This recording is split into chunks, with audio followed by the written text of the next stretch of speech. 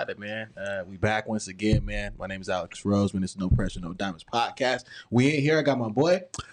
Yeah, it's Thomas Solano, and I got my cousin, man. This is a special treat for me because I always enjoy conversation with good people. But I got great people in my family. We got similar blood running through our veins, literally, and I'm excited to have him, kind of share his story, his journey, and stuff like that. So what's up, cousin Chris? Man, what's up? My name is Christian Solano. I'm my cousin, Tommy, big cuz. Always taking care of us since we were kids. Always taught us the ropes. So it was exciting when he asked me to come on here. I felt like when he told me about his podcast, I was like, man, I want to get on there with him. I want to get on there and chop it up with him because he's always spitting straight knowledge to all of us all the time. Man, Thomas is just stand up.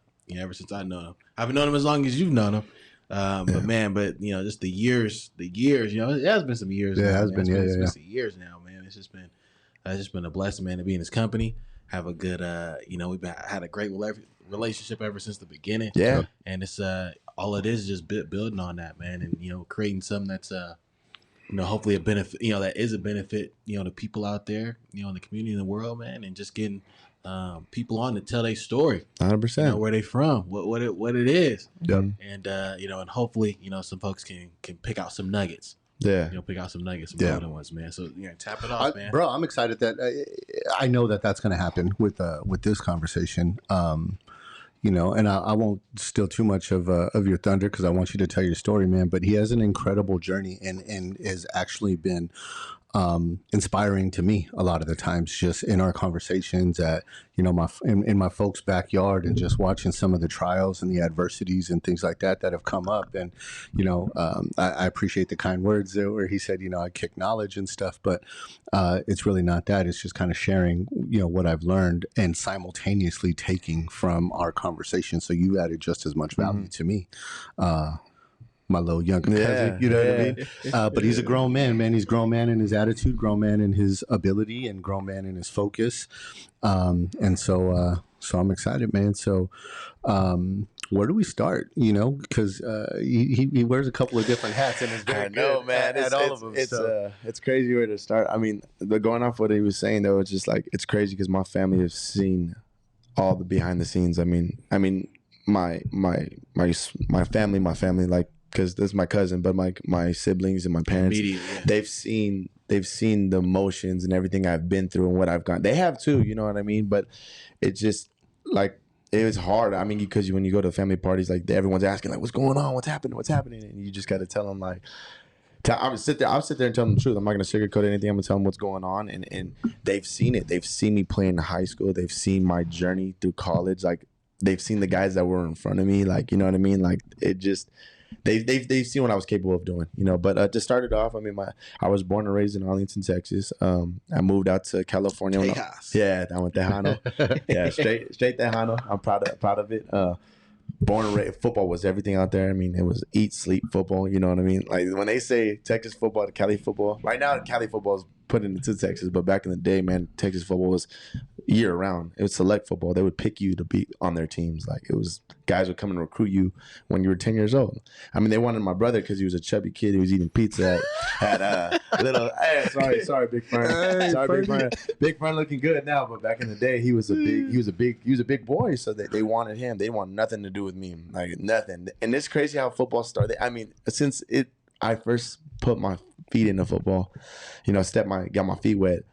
They didn't even want me. It's crazy. The coach didn't want me. He wanted my brother. Like, he was like, we want that big guy to be blocking for us, this and that. And my dad was like, well, I got another one. And I was a skinny little scrawny kid. And they were like, nah, we want this one. And my dad's like, it's a package deal. He was like, well, look, man, if something happens to one of the kids. Deals. Yeah, if something happens to one of the kids that his. For Mexican LeVar, bro. Yeah. If something happens to one of the kids at his age group, he's gonna go in. And my dad's like, all right. So I told my dad, like, man, I'm not gonna play. Like, there's no way I'm gonna play. And he's like, nah, don't be negative. Let's go. Sit right here next to me. If somebody goes down. The first play we showed up, kid rolled his ankle. My dad grabbed that kid's pads, the helmet, put it on me. He's like, go out there and have fun. Yeah. So then it started rolling from there. Like, I started making tackles. He said, just go get the quarterback. So I was playing defense. Like, I didn't start playing quarterback until I was like 12 years old. So I was an athlete. So when, like I think I started like at 6 or 7. We started playing, and then I was just an athlete, and that ended up happening. And the guy wouldn't give me an opportunity to play quarterback there. He was always wanting me to play like tight end, defensive end, and I'm 80 pounds soaking wet, like skinny, scrawny kid. And I was there hitting up. Yeah, but I ended up winning the defense MVP my first year. Like it was crazy. And then he wouldn't give me my opportunity. So my dad was like, you know what? We're gonna take ourselves somewhere else.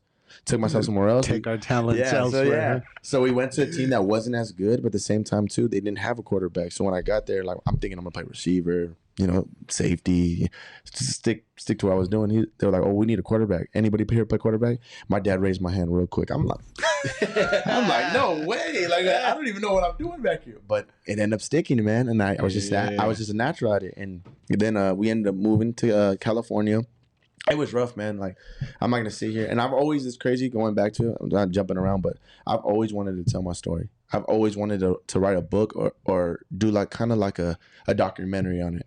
Just because I know there's kids out there, especially in the Hispanic race, and in our culture that, in our community that, they think that they're going through the same thing. Not even Hispanics, but other kids. You know what I mean? Like even college kids. Like if you sit down and talk with college kids, like there's so much that goes on at a young age, like 18 to 20 or 17 to 20. That depression, like bro, it's crazy that it's not a game anymore. It's a business. At the same time, there can be the all-time highs. Even with the kids that have been starting since true freshmen. I mean, there's all-time highs, and then you have your all-time lows. But no one sees the all-time lows. So it's just crazy because I've always wanted to tell my story to let those kids that know that they're not the only ones going through it. But hold on, let me stop you. It's interesting that you said because that people don't see the lows, because I feel like people think that they do see the lows, but what you're talking about is internal, the behind the scenes, the looking at the man in the mirror, right, and everything that's going on there. The lows they see is the lows like, oh, he had a bad game, right. Oh, okay. Well, he'll be good by next week. Like, but you don't understand. Like, sometimes there's not a next week. Sometimes that's the only week you get. And it's messed up, man. Especially like if you ain't got nobody rooting for you, ain't got anybody in your corner as like the coaches wise, like that. Oh, okay, I'm gonna give this guy another shot. Sometimes it's only 1 week, and that's your one opportunity. And maybe it doesn't go your way. Maybe it goes south. Like.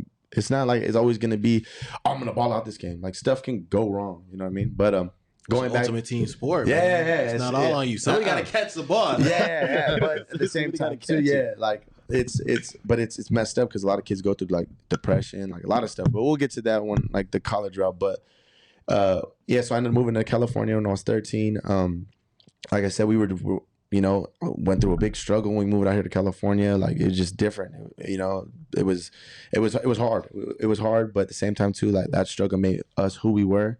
Right when we moved to California, we moved into a 1-bedroom, 6 of us, and I was thankful for our family that took us in. Other families had taken us, but we just decided to go to Bakersfield, California.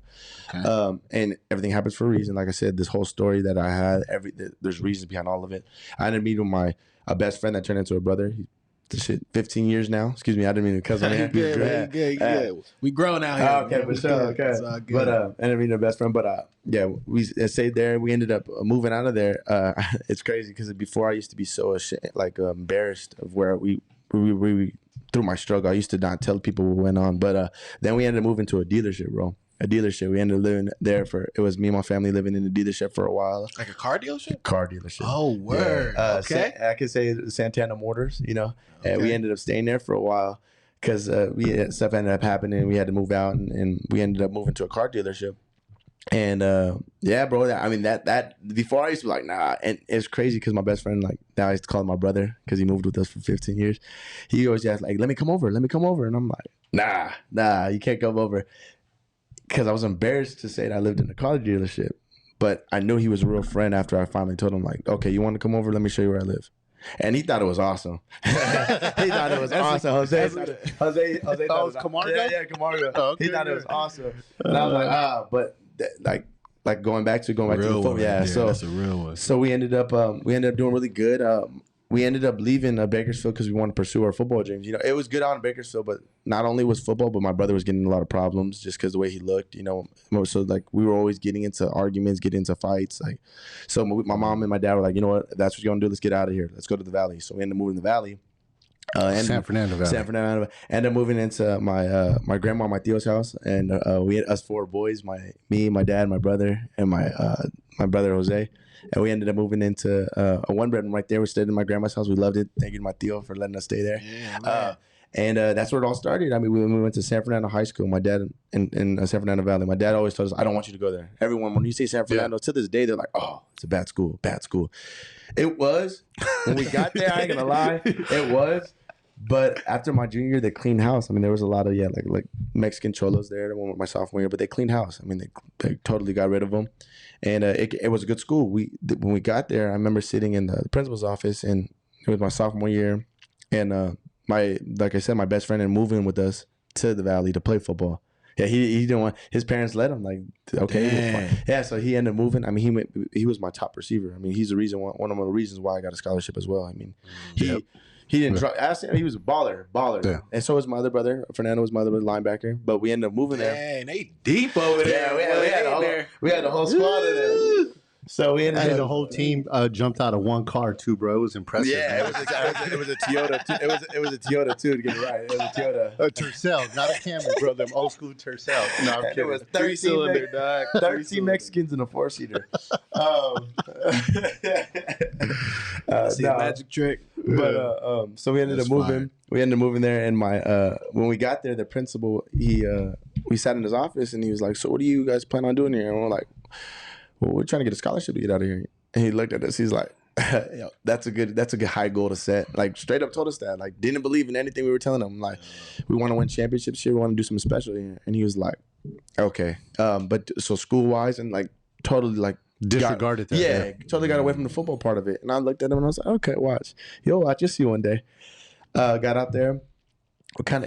We weren't disrespectful, but like I guess to the coaches we kind of were. Like when we got there, he's like, "This is we were watching the varsity team." He didn't tell us yet. I was like, "Oh, so this is the JV team?" And he was like, "No, this is a varsity team, like JV." And I'm used to like big, like Bakersfield has some big old boys in varsity. These guys were kind of like average size. They were big, but like still, I thought it was a JV team. And he's like, "Well, what?" Yeah, it was bad. Like it was bad. But and then after that, he asked. He was like, "How old are you guys?" And I was like, "Well, I'm a sophomore. My other brother's a sophomore, and then my brother's a junior." He's like, "Well, junior, you can come over here to the varsity side. You two go to the JV." And we were like, "Nah." I was like, "This is where we belong." He was like, "What?"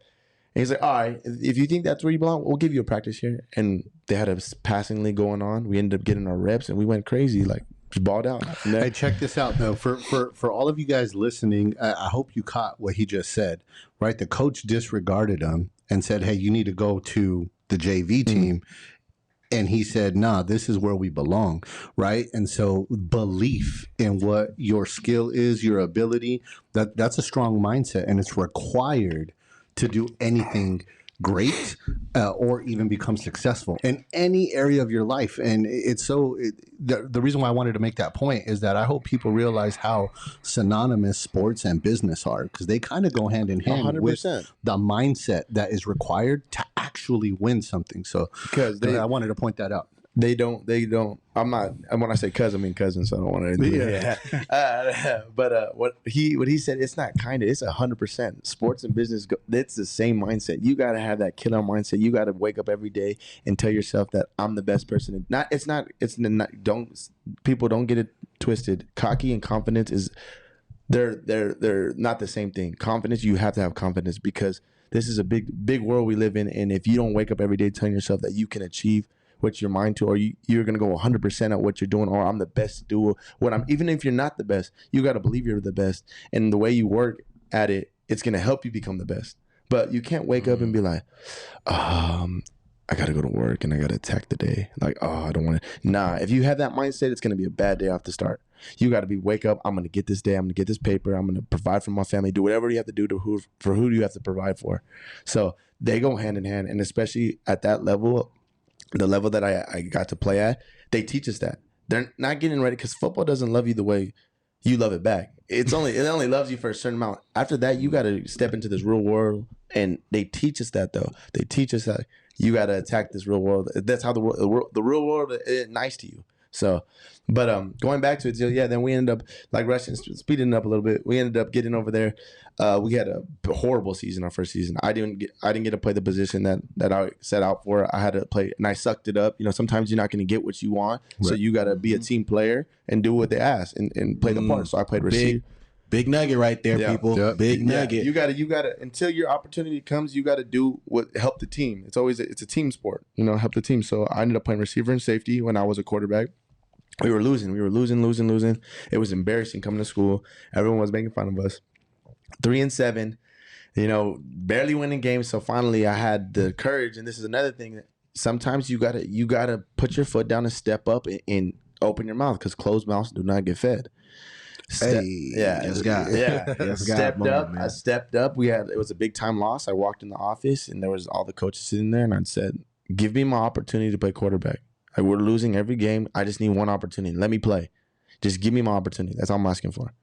I've been working every single day at it, and that's another thing. Going back, right when we got to the San Fernando Valley, it was practice every single day. Shout out to our older cousin Gabriel for actually being there and helping us through that, because every day he was there asking us practice. So we were practicing every day. When the kids would leave, we would stay. Practice. It got to the point they were kicking us off the field and turning the lights off, so we would have to go down the street to Paxton Park and continue to practice. And it was crazy, but we did it. We practiced. Yeah, you get those hours in, man. You got to get your reps in. Finally, the coaches, when I told them that, they kind of looked at me and were like, "Well, we ain't got nothing else to lose." Like, and I'm like, "All right, let's rock." So I ended up getting my first start against Kennedy High School, and absolutely went. I did great. I split time. We played Sylmar. It was our rival game. We lost still. I split time. I did well. Showed some good things on film. And so finally the next week they're like, "Okay, we're gonna give Chris his full opportunity." I played Kennedy High School, and it was crazy. My cousin was the middle linebacker. It was the best. I mean, it was on mom's side. My mom's side of the family was on one half of the stadium on the home field, and then the other half was on the visitor side. So we had it rocking, man. It was like my dad's half was on my side, and then my mom's half on that, because it was my other cousin was from my mom's side. So it was rocking. I mean, it was fun. Ended up winning my first start, and right after that, I didn't look back. I just kept moving forward. Got into off season, did everything I could. Okay, off season, the same thing. Work. Finally, we got a new coach. New coach came in. And he was hungry. He was hungry to win. We ended up going 12-2, winning their first Division II championship in like 35 years. So we put San Fernando back on the map. Okay, it's crazy, and even the stands. Like sophomore year, there was nobody in there. I mean, you could count the people in the stands. Yep. Junior year, I mean, my family took up 50% of them, and it's crazy because my cousin, my dad's side, and some of my mom's family was there, but my dad's side of the family was always there. My Aunt Roberta, my Tío Hector, shout out to them because they were always there, top fans. My cousin Tommy was there with his wife, and it was crazy, man. Like it was so dope to walk. It's amazing, man. That support system's fire. No, yeah, bro. And that's why I got so far, bro. And especially my mom and my dad and like my siblings, they haven't missed. My dad, shout out to my dad, because my dad hasn't missed one practice since I was a kid. Since I started practice, not a game, practice. He was there every day after work taking me to practice. And that's a big thing too. It's sad, and I hope the parents hear this at home, is that how far you want your kid to go is how far that you're going to push your kid to go. Like if you're there for every step of the way, right now he might not see it, but later on when I look back, I'm like, man, I respect my dad, especially when he went to work and came off work and took me to practice and stuff.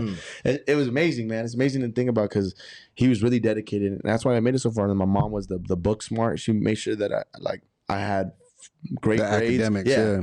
And she was the backbone as well. I mean, but when I would look in that stands, I would see 50 Mexicans just cheering my name. My family's support was crazy, man. So then we started filling up the stands. Like we started winning games, and people started showing up. They started showing up out of nowhere. And do the work, man, nobody's watching, dude. No, you really brought a whole city like kind of alive, dude. It was crazy. So when I was saying, like my junior year, like when we won, it was crazy. That championship game, like I still get chills right now thinking about it. Like I know a lot of people like, oh, I don't reminisce on high school, but what we did to that community and to that school was crazy. And it wasn't just me, like you said. Yeah, and then came back the next year, but not even going into the next year, I had no offers. Like, and I'm like, man, like I just won a city championship. Like I did well. My stats were up there. Like, what's going on? And I'm like, no one's ever been through this process but me. So I'm like, bro, you were even on the Fred Rogan. The Thanksgiving. So what was it? It was my senior year. I was on the Fred Rogan Thanksgiving show. I was the first city school. Wow. I was the first like at our league to get on that show. It was all private school kids. Like it was crazy. Like there was a lot of accomplishments I hit, and I'm proud of it and I'm happy for it. But we're getting into my senior year, like no offers, no nothing. So I'm like, what I got? And turning it up 2 notches. Started working double. And it got to the point where my coach was concerned. He was like, man, you need to rest. And I'm like, man, I ain't resting until I get the scholarship. Like, I need the scholarship. If not, I don't got we didn't have the money to send me to college. I was going to go to junior college. If not, I was going to go get a job. Like, I needed the scholarship bad. So I ended up working. My senior year was one of the best years. I mean, performance-wise. I mean, then my senior year, the crowd was crazy. It was packed every game. So junior year, it was like, it was a good amount coming. Senior year, ask him, it was packed, bro. We were, you're parking. You can ask him. Like, I don't even have to talk about it. Yeah, no, you parking like half a mile away from the school and walking. Oh, that was deep. Yeah, it was deep, dude. And man, it was a great season. Yeah. We went undefeated. We put on a show, bro. And it wasn't like. It was greatest show on turf. And not even turf. It was dirt. Yeah, we didn't have greatest turf. Show That's the dirt. Craziest thing. So for the people back home, San Fernando, field now though looks good. Yeah, it does. San Fernando High School was the same field. The Gridiron Gang, the movie with The Rock. That's their home field with all that dirt.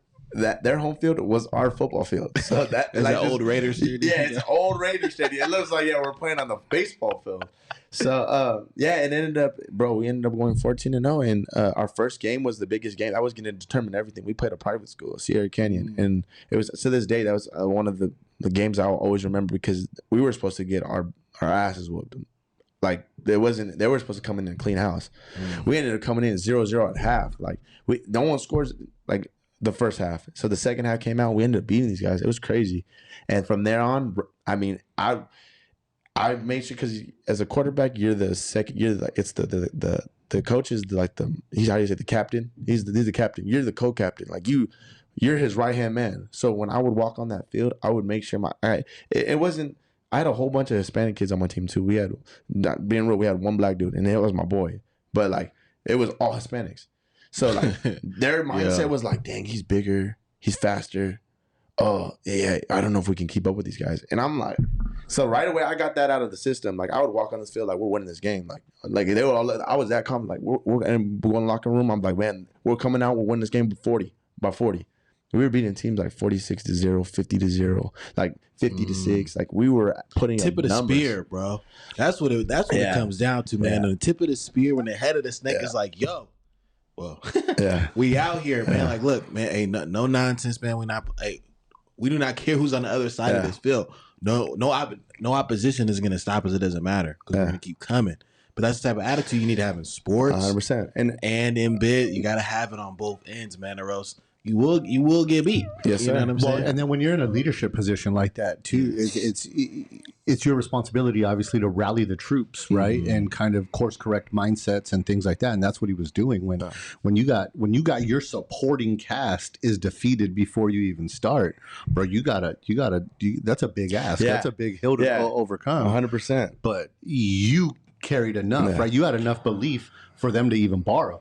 Another part too, they seen you doing the work too, though. 100%. You know why they believe what you was talking about? Because they see, this fool been at. He was just at practice right before the game. 100%. No, 100%. I was grabbing another thing too. Like I was a lot of kids that they just think they're gonna come in and win the championship. I was grabbing my receivers wanted to go home. I was grabbing these dudes and I'm like, we're throwing after practice. And they're like, we just practiced for 2 hours. I'm like, we're throwing again. Like when we walk off, the team walks off, I'm grabbing all my starters better be here. If you're not, then we're going to make sure that the next guy behind you, I'm going to grab him. So if you ain't working like him, I'm going to tell coach, like, I need another guy that's going to work just as hard as him or even harder than him. I don't care if he's not better than him, but if he's going to give me my effort, that's what I want. So we were working. I ended up grabbing 2 kids to 5 kids. I mean, I had like 10 kids out there every day after practice. And that's why we won a city championship. We were always putting that extra work in. We didn't want to lose. So yeah, we went 14-0. And it was sad though. I mean, everyone was like, "Oh, you were in the D2." I mean, to this day, I still hear it like, "Oh, you were in the Division 2. What happened to D1?" We wanted to play D1, we just couldn't because you had to be good for so many years to get moved up. What sucked though is because we moved him up after I left. So I was like, yeah, good luck. So, but no, I still heard that. So funny. Even when I graduated, after I got done with my season, going through my seasons, but after my third week, after my junior season and at off season, I started this media in school, bro. I mean, honestly, at San Fernando High School, like a lot of people San Fernando hasn't been up there in football since Charles White, Anthony Davis. They played at USC. So, I mean, colleges like Washington, UCLA, they were coming into our campus to talk to me. It was crazy, bro. Like Fresno, Utah State, Nevada, San Jose, Boise. I mean, there was a lot of schools that came down to look. Wyoming, like. And shout out to all those schools for coming down to our school. You know, I had set an offer on the table, but they were just like, hey, Chris, we see what you're doing. We see your grades. Oh, keep it up. We'll be back next year to talk to you. And I'm like, that right there was just my moment. Everyone gets letters though, but when a school comes to your school, or like the school actually, when a rep comes, when a coach comes, it's like, okay, they're actually like looking. You know, everyone gets letters. If you're qualified, everyone's getting those letters. So a lot of people are like, letters, this, all the stack of letters. That's cool. I did too, but like. It doesn't mean anything unless they're offering you a scholarship or they're really interested in there, like or offering you preferred walk-ons. Shout out to the walk-ons. Well, those are the kids that didn't get the opportunity to get a scholarship, but they showed up still out of their own money. And then some of these kids are the starters by their junior year, and then they earn a scholarship. Their stories are crazy. They just got skipped in high school. But you know, I shout out to them because they work. So, but that's crazy. You know, that's a whole nother side of the game people don't even realize. I want to get to that too. I'm going to speed this high school so I can get to the college part because that's where, like, you know, a lot of people are like, oh, high school is high school. Like everyone, you know, but the college part was crazy. But we ended up, winning their shit. My third game in, that's when Nevada had came and and offered me a great share deal. And I was like, I don't know if I want to wait. So they gave me to signing day to sign with them. So they offered me a scholarship. They first left the game. And I'm like, they showed up and they only showed for only to the halftime. And I was scared, like, dang, did I do something wrong? They're not gonna, like, man, did I mess up? And I was doing good. I was doing real good. And they left, and I'm like, man, there goes my offer. And then they called me like 3 days later, and they were just like, hey, what's up, Chris? And I was like, hey, coach, like, everything all right? Did y'all leave because I was doing? And they're like, no, we seen everything we had to see. We're gonna offer you. And I'm like, that was the best moment of my life. So then it got rocking after that. I mean, other schools started coming, and it was crazy. Like San Fernando didn't get that exposure in a while. And I have so much love for San Fernando High School. I have so much love for the Valley. Because, I mean, I wanted to be that guy that now all the kids are falling like, if he could do it, I can do it out of a public school, because everyone wants to go private, which I have nothing against, and I think it's a great idea because that's where it's at. You know what I mean? But well, here's the thing, man. Private schools after that first year, and he didn't mention this, but they were trying to get him to transfer over. Yeah. Well, and that's what they do, bro. But he kept back. But he kept his loyalty to the one that gave him the opportunity, right? 100%. And then they went undefeated and went back to back. I was hearing from coaches, not burning out any coaches because I don't do that, but I was hearing from coaches like, if you don't leave the school, you're not going to get a scholarship. Like, that's San Fernando High School. You're not going to get a scholarship out of there. And I said, all right, just watch. You know, I don't like going back and say, what if I did this, I should have did that, because everything happens for a reason and it's a learning experience. But maybe I would have went higher if I went to a private school. Maybe I would have got more exposure from big time schools. You know what I mean? But it didn't happen. So I'm keeping that word and keeping that loyalty. Yeah. You know what? Stay. You know, I don't know. I forget who said this, man. But stand on your square, man, and stand 10 toes down on it. Is what you did. Yes, you know what I'm saying? And that makes you, you know. At the end of the day, man, that's, you know, it builds that character. Yeah. You know what I'm saying? Builds that character. You stuck to it, man. So I have nothing but respect for it. So we went 14-0 winning the back-to-back city championships. It was crazy. It hasn't happened in a while there, and you know, we just put San Fernando back on the map. And Coach Robert Garcia was one of the best coaches in the Valley. Shout out to him too. But after I got done with the season, I was on the highest horse. You know what I mean? I was like, man, this is the best feeling. All right, let's see what the schools are going to come talk about now. Because signing day wasn't for like another 3 months. And school started coming and started telling me, like, we're going to offer you, you know, I was in between Utah State, San Jose, and Nevada. And Nevada was the only one that, like, pulled the trigger.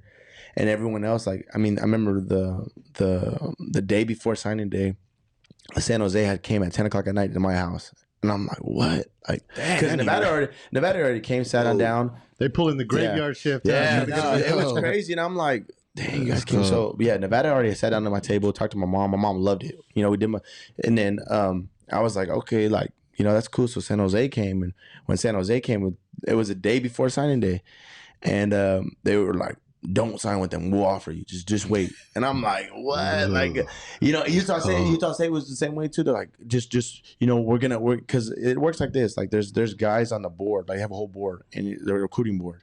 And then down the list is like, okay, we want this guy first. If he signs with somebody else, we get the second this guy second, and then third, and then fourth, and then that's how it carries on. Then, okay, if we can't get him, we'll offer him a walk-on position. If no one offers him a preferred walk-on, meaning that he's going to come on the team already, he just has to pay his own money until he gets on scholarship.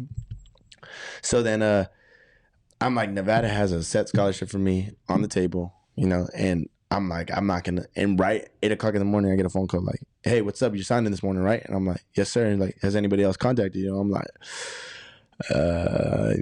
San Jose came last night. They're like, "Oh, if you don't sign," and this is how crazy it is. They told me, "If you don't sign at 8 o'clock, we're pulling your scholarship."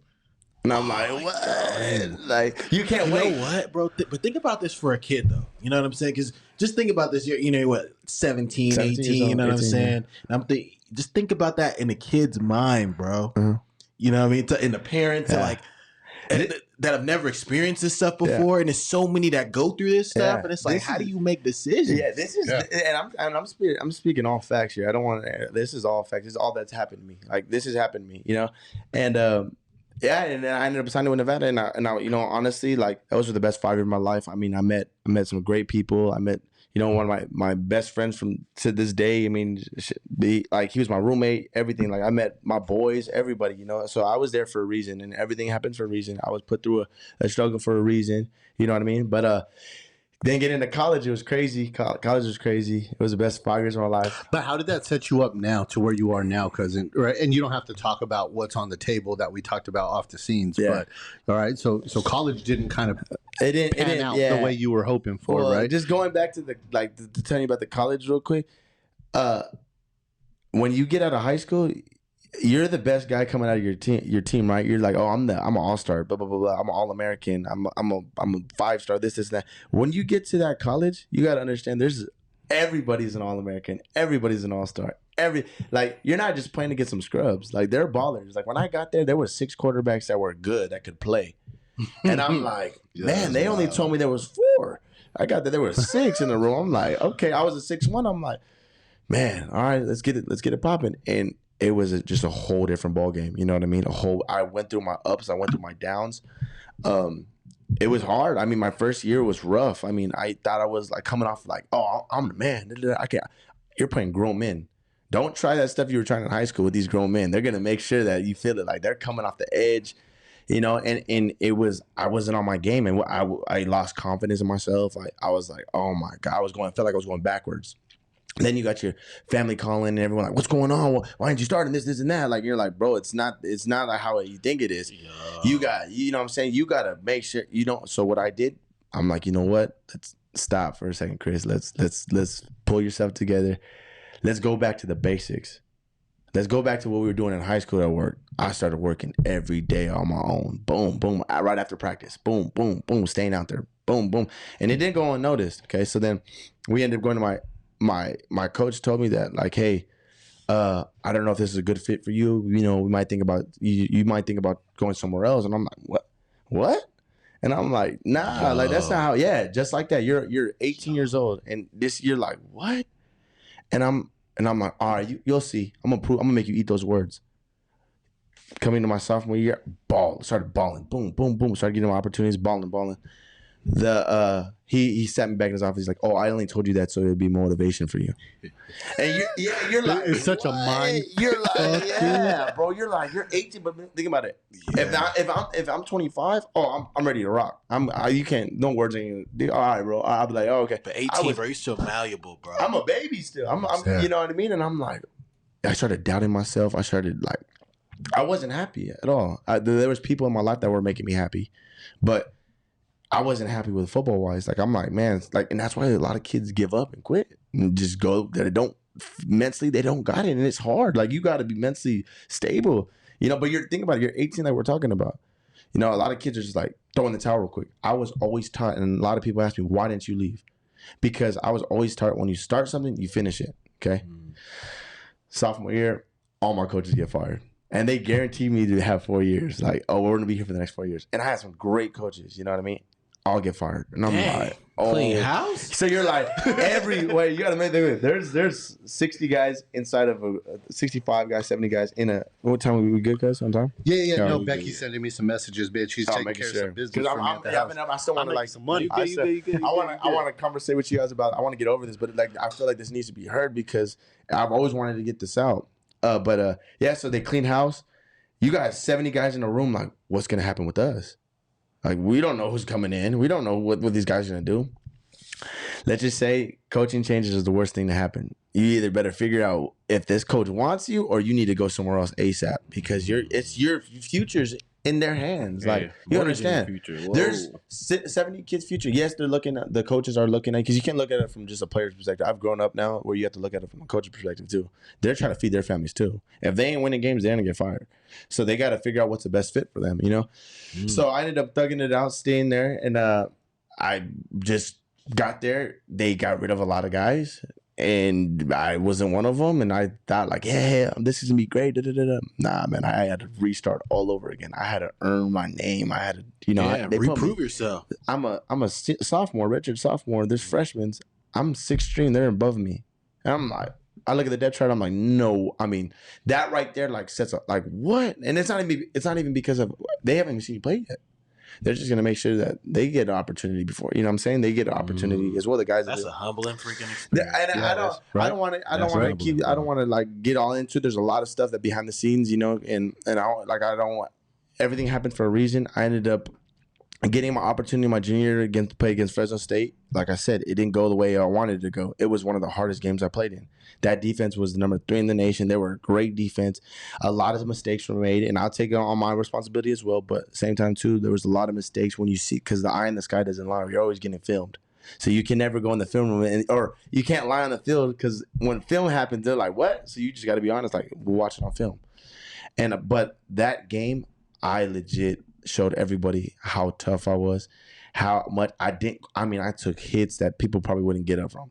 And I got up and I kept going. I earned respect from my team and the community that day. People were like, you want a hard, like, I was getting knocked. Yeah, I was like that movie, Friday Night Lights. It was televised, man. And you could see, like, I was getting up. But like I said, no one's going to see the mistakes that happen behind they're just going to say, oh, that's the quarterback's fault. But really, when wrong routes are being run. Yeah, misassignment. But I took it 100% on me. I even said in my press conference, took it 100% on me. That ended up happening my junior year. That was the only opportunity I got to play. Going into my senior year, I'm the guy. Like, I know I'm the guy. I'm competing with all the guys, and I ended up beating everyone out. And it was the best feeling of my life. Going into my spring ball, I did great. My spring ball did great. The spring game, balled out. I knew I was the starter. You know what I mean? Like it was just, I was the number one. Dues paid. Yeah, it was time. It was finally my time. Dang, years, bro. Yeah, man. Oh, bro, it was 4 hard years, and because I had a red shirt, 4 hard years, and finally my 5th year, I'm like, man, finally, like, let's go. Like, it's time to rock. All I need is one season. Balled out. My spring game was amazing, bro. Like, I was on the best. People were starting to understand who I was. The alumni were behind me. Everyone behind the community was behind me. Commercials, like, it was dope, man. It was finally getting that becoming that college starting quarterback of a Division I university. Second practice of fall camp. So you have fall camp is 30 days, straight grind. People don't understand that either. Straight grind, 30 days. Start at 5 o'clock in the morning and don't leave until 8. You don't leave the facility until 8 o'clock at night. You start off, just a little run through so people know, 5 to 6, just, no, it can be like, it's not like exact, but 5 to 6 o'clock is check-in. You got to get breakfast. From 6:30 to 7:30 is weigh-ins. Then 7:30 to 8:30 is team meeting with the head coach. And then from 8:30 to like 10 o'clock is position meetings. From 10:30 to 1 o'clock is practice. Then you have lunch after. And then you come out from lunch. Then you have lift.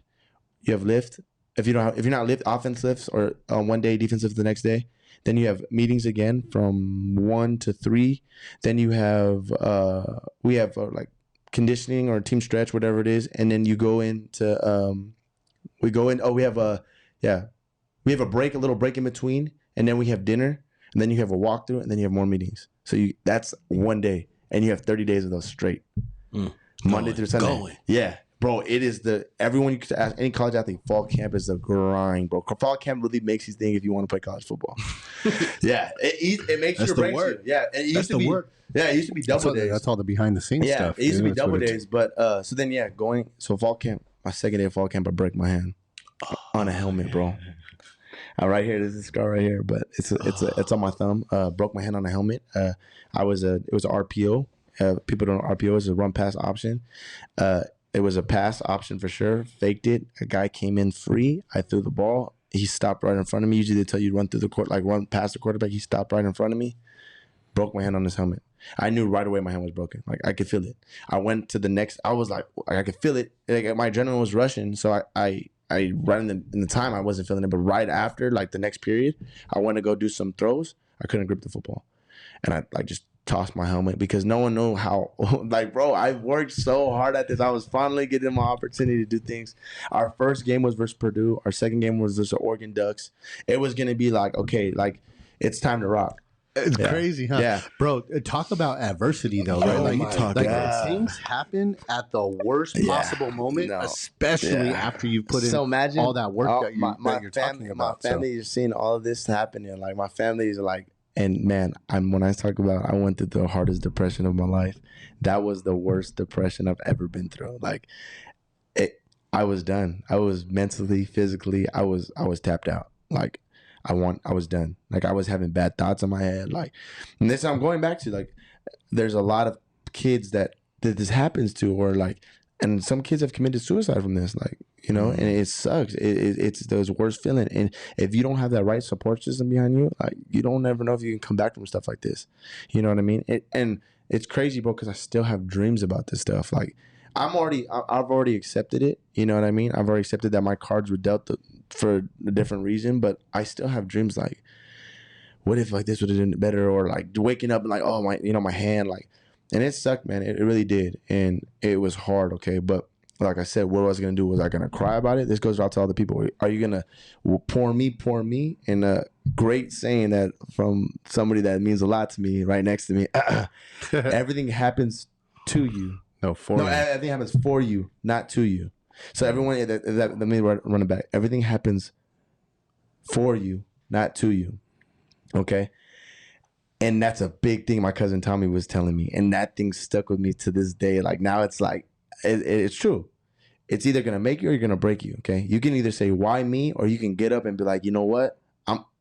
God, I have faith in God. I have whoever you believe in. And you need to get up and stop saying, why me? I was down bad for... Say, why not me? Yeah, I was down bad for like 2-3 weeks.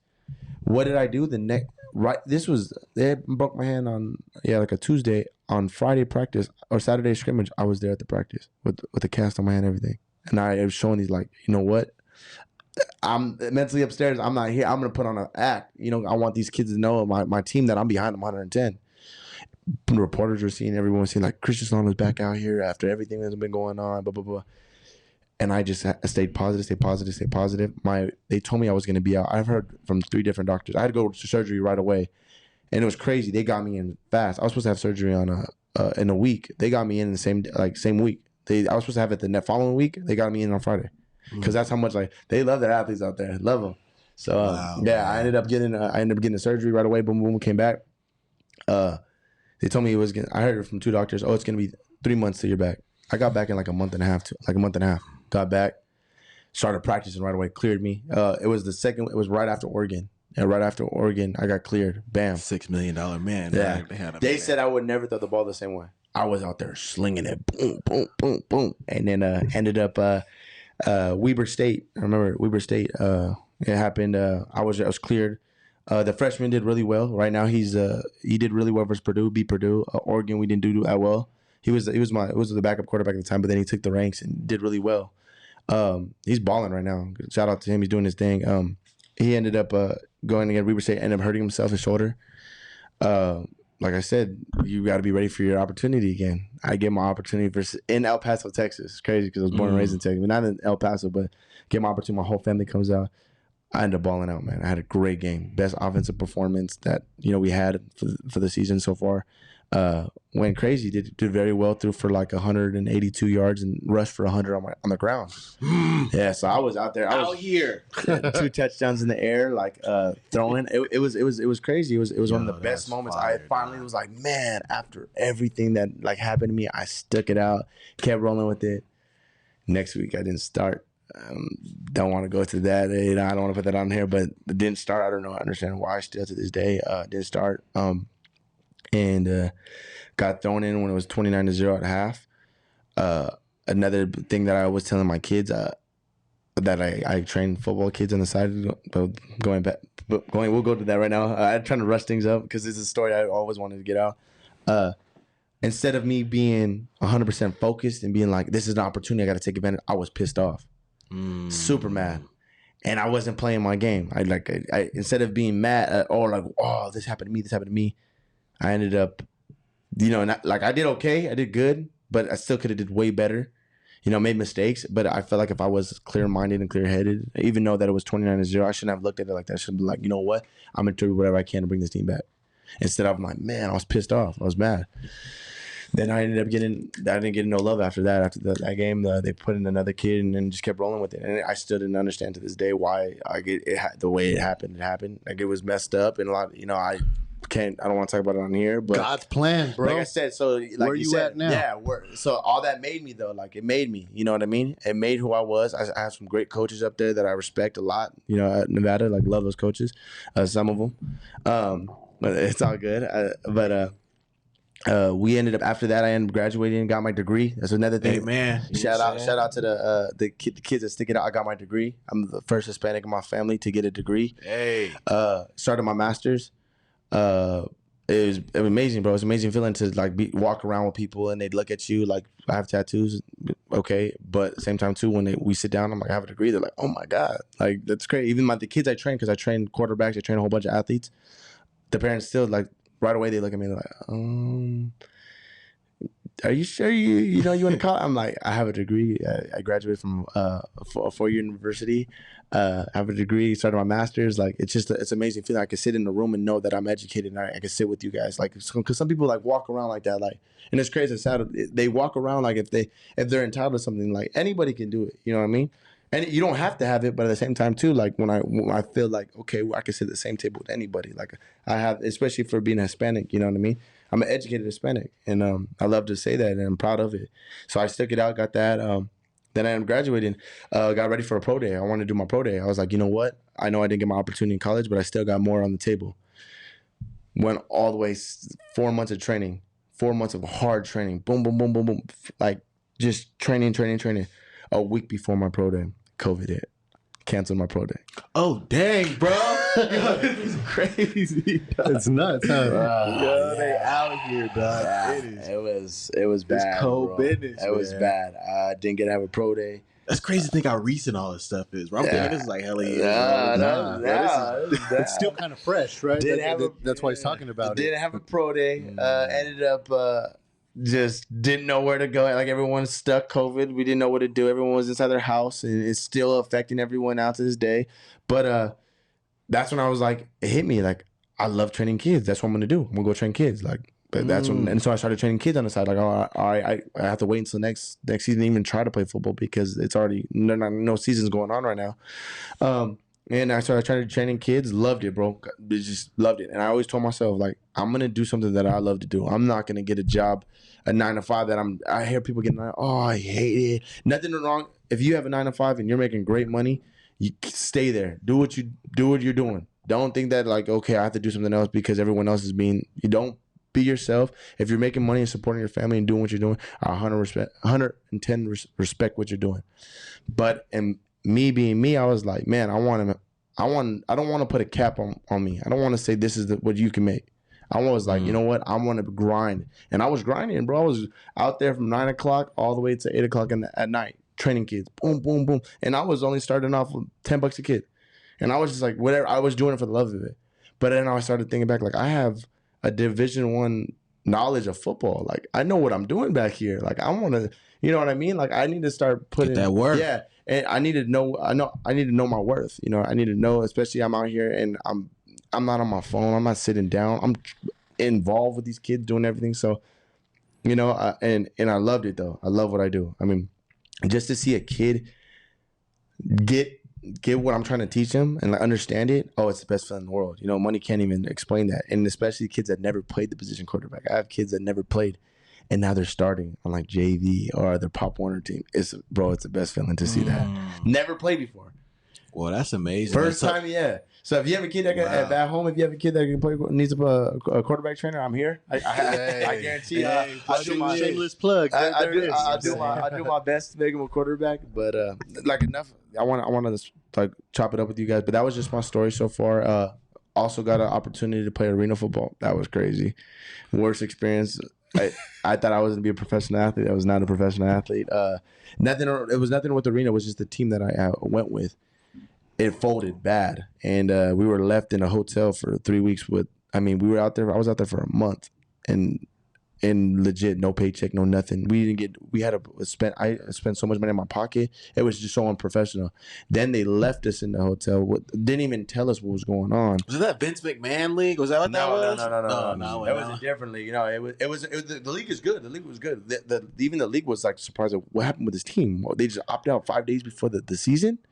You know, and they had all 30 grown-ass men inside of a hotel room, and some guys like left their apartments because they're thinking like, oh, I don't need to pay for that anymore. I'm gonna stay here. I'm gonna make, you know, they gave us apartment. Yeah, bro, it was bad. It's just, you know, so there's an ugly side to most things, right? And in that business, when you're talking hundreds of thousands and millions of dollars, like, man, the ugly comes out. Yeah, and it was a first year team, and all of us were like, this is the opportunity we need. I mean, we had Pac-12 dudes on our team. Like, we were all most of us were Division I players on that team, and we were all like, we just need this film. We need this film to get out, and we had a good team, great team. And just stuff hit the fan, I guess, with on upstairs. On the business side, upstairs hit the fan, but. The way they went about it, they at least could have sat us down, you know, and told us straight up what was going on. They didn't at all. It was bad. Like, it was bad. And I ain't getting all into it, but it wasn't the way to rock. At least sit down and tell us. They had our head coach tell us, and our head coach, it wasn't his job. He wasn't on the business side. They hired him, and our head coach was like, I don't even know what to tell you guys right now. Like, so all of us had to figure out. So imagine that, but I'm like, finally, I'm back into football.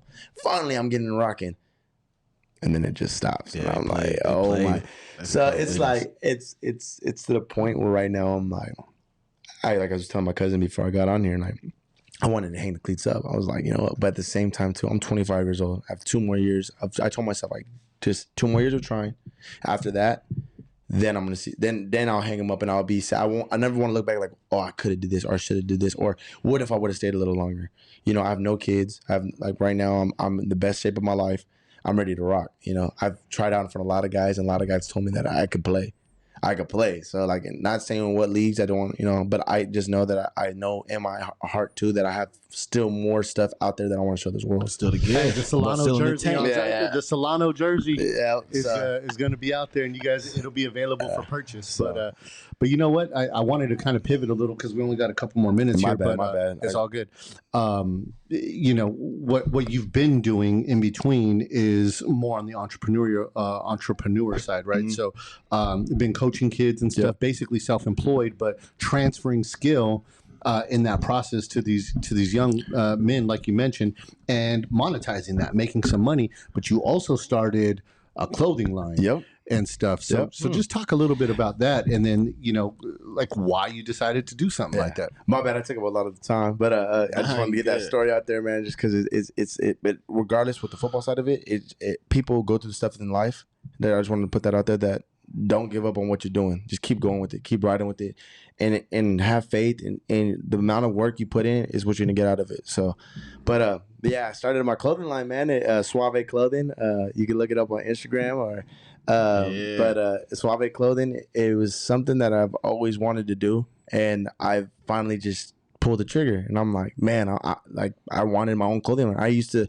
I rock a whole bunch of other people's stuff, and I'm paying all this money for, like, for different clothing and some designer stuff, and I'm like, wow, man, I'm paying all this money for this people's stuff. Why not I do my own stuff like that? I like colorways that I see people that they like rocking, like, you know. And I started it, and so Suave clothing, like they always called me Suave, like I guess like I was kind of smooth, I guess. It runs in the blood, though. No, I kind of not being cocky or anything, but they called me Suave because I was smooth. I was a smooth talker, like so it's Suave clothing, and it's my phrase of it is the smoothest in the game. Like the back of the shirt, it says it's the definition of Suave, smoothest in the game. I put out 5-6 shirts so far. I kind of took a little break, not a break, but I was trying to. A lot of stuff was going on. Renegotiation. Yeah, like football stuff was going on. I was trying to deal with and this and that. So, but finally, I'm putting out another shirt, dropping another one. I wanted to drop like a kind of like a summer shirt, but my thing is a shirt that you could wear at a club, at a bar. You could wear wherever you want to go, like just on a daily basis. But yeah, like a lot of people out there, like, how do you start? Like before I got here, I was on a phone call with a kid. He's younger than me, a kid, 18 years old. He wanted to start his line, and I was just telling him straight up, like, you just gotta go for it, bro. Like, you gotta.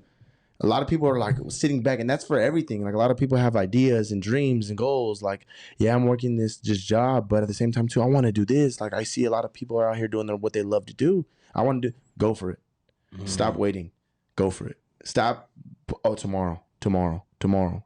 You're just pushing this, like, go for it. If you want something, you got to go get it. It's not going to be all roses and gold in the beginning. It's not, you're not going to, and don't go for it because you want to make money out of it right away. I haven't made a dime out of mine. I just put all that money that I've made in shirts back into more shirts. You know what I mean? I want to keep knocking out. You know what I mean? I want to keep knocking, I want to keep people like on their toes, like, dang, he's dropping another shirt. Oh, that one's. So you're reinvesting in in your business before you're pulling out. 100%. A lot of people just, I see this money coming, and it's not a lot, but still, like, people be like, I need to use this, and this. No, put it back into your business. Put it back into what you're doing. So, like I said, go for it. Go for it. Because a lot of people at home right now are like, I want to do this, but I don't have the time. And this, they're waiting until things are perfect. Yeah. And there's no such thing. There's no such thing as a perfect. It's never going to be a perfect situation, perfect scenario, or anything like that. So yeah. And then you'll never always be. You won't be ready. So you might as well start right now. Yeah. And you'll get ready. 100%. You know what I'm saying? You'll get ready. 100%. I wanted to, but if you guys have any questions though, I want like anything about. Then like knocking because the podcast is dope. Like, shout out to this podcast, he's dope. Over there, what they're doing is dope, and I love how they're getting other people on here and they're getting known. I mean, and if you're listening, they're spitting straight knowledge. I mean, we're sitting with them right now, just talking with me before. It's straight knowledge. So, but it's all love, man. Yeah, it's all love. Yeah, I mean, I think you covered a lot, and what I hope people take away from that, cousin, is just really the mindset of continuing to fight and put those cleats on and get on the field in whatever industry that you're doing or whatever it is that you're doing. But if you're serious about it and you're passionate about it, because that was a big key you just mentioned, like, don't do it for the money. Yeah. You know what I mean? Follow a passion. Does that run whatever out? that may be. Hey, dude, we see it, right? Like, Marshall Faulk, bro, just so you know, NFL Hall of Fame running back, Marshall Faulk. That fool opened a business with us. He's in our organization. He runs an office down in San Diego. And you want to know why? Because there was such a hole that he's seen in understanding those concepts we teach for our clients, that a lot of his friends, when they were getting into retiring 3 to 5 years, maybe 7 years out of retirement, they were filing for bankruptcy. Nobody was helping these people. And mismanagement with your money, and especially but that too, college athletes, all these kids are getting this large amount of money, and they need it though, because a lot of people are like, oh, athletes don't need to get paid. College athletes do not need to get paid. Bullshit. You try to live off of $1,500 with rent, food, expense, bro. Rent was like $750 for me. Food $300. So I'm looking at what, $400 or $300 for the rest for gas.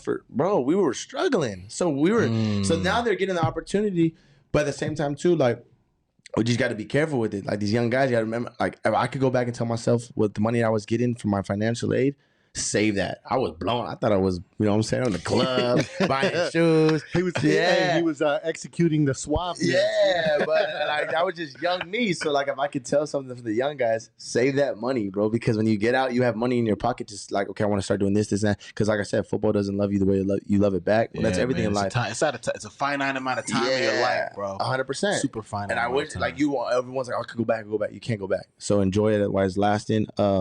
Another thing I was going to touch on too is we were talking about getting paid. I wanted to talk about something, but I totally skimmed my mind. Crissuave. Yeah, Kids, shirts. Yeah, no, but yeah. So I just like going back to doing what you want to do. Just go for it, like 100%. Like even starting your own business, like I started my own athletes, so with my own company, like. Or my own my little like quarterbacking stuff. I just went for it, man, and I love it. I won't go back. It's and I get to put the hours in I want to put in, you know. So I'm working Monday through Sunday, you know, but I still love it though. It's not like a job to me. So I'm out there with kids, training them, showing them knowledge, and teaching them. Like hopefully, after I'm done, I do want to go back and coach, like, and maybe at the college level, like. Honestly, but I would want to be under a good coach that has the same goal for me, helping these kids, helping them get to their dreams to the NFL or whatever it might be, or teaching them life lessons. So that's what I want to do. So that's fire, man. And just know, man, you got a business, man. There is no Monday. There's no Sunday. There's no. It's just today. Yep, 100%. Tomorrow's never granted, bro. Tomorrow's never granted. Go in. Always, man. Passion and purpose, man. That's it, man. Well, shoot, this was fire, bro. This was a. I mean, this is a flamed up episode. Too much, but my bad. I just want to get that's what it's about, though, man. To be honest, man. Especially when we have guests on and we stuff generally like that, just do have like organic conversations and stuff, man. But that's it, man. We just gotta tap in, but that was fire, bro. Like this was it really went through just the art, the ebbs and flows, the arcs, man, of life, man, and the peaks and the valleys. People just realize it, man. Like, you know, it's not always gonna be rosy. It's not always gonna be, you know, like you said, it's not always gonna be perfect, but just realize at the end of the day, like just have that confidence in yourself. 100%. Have that confidence in yourself. And know that the work that you're doing is leading to something. Yep.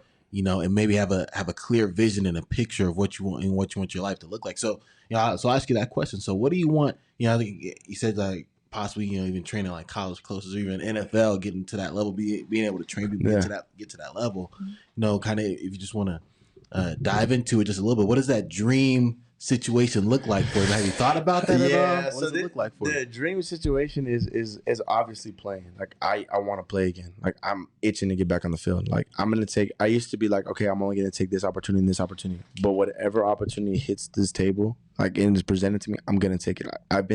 It's crazy because people have been put in my life for a reason recently too, telling me the advice I need to hear. Stop, like, whatever opportunity that gets placed in front of you, take it, because that opportunity can lead to another opportunity and another opportunity. But I definitely want to play again. I need to get it back on that field. It's not like I know I can play with those guys. I know I can compete with those guys, and I want to be up there. And if it's not at the NFL level, the CFL level, or even the XFL level, like whatever, you know, but I want to play again. Competition, man. Yeah. So breathe. That's that. And then after I'm done, because like I said, it's not going to be there forever. After I'm done, I think I'm really thinking about going back to coach college football, especially being like a quarterback coach up there, like, but at a good, like a college that, like, I know that, like, the head coach, and like I respect them, and like somewhere that I enjoy being at, you know what I mean? I don't want to be somewhere where I don't want to enjoy it, and then if I don't like it, then I'm gonna come back. But I'm also my end of the goal is to be a private quarterback coach. And open my own facility in the San Fernando Valley for the kids that were in my community. That's my goal. Is I want a place for them to come train where they're not going to turn the lights off on you at 8:00. They're not going to like stop. I mean, man, it sucks because there's no light for these kids out there in the San Fernando Valley. Like, there's only a couple, but it's permit wise. What happened to back in the day where you have lights on for everybody? And, you know, I know it costs, but at the same time too, I'd rather have that for the kids and keep them out of trouble than them doing something else. You know what I mean? I'd rather give them the football or the soccer or the basketball or baseball, or just that opportunity of staying out of trouble and pursuing their goal. So my thing is, I'm going to open up a sports facility.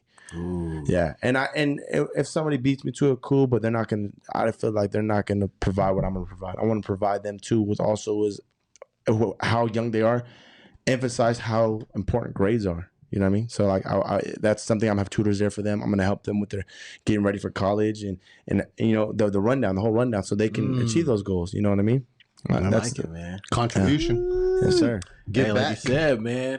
You know, boys take, men contribute. Remember that? Hey, that's the way it goes, brother. I love it, man. Shoot, man. Hey, I don't know if you have any closing remarks, man. You want to close out with anything, man, before we finish up? No, I enjoyed it. And I love that I heard some stuff that I haven't heard, you know, before, a couple of the little in between things. But no, I'm excited. I'm excited for you, cousin. You know, I've told you this many a times, dude. I wholeheartedly believe in your ability, in your mind, the thought process, your heart, and where it's at. And, you know, I pray that all of those things come to fruition. But here's the one thing that I do know.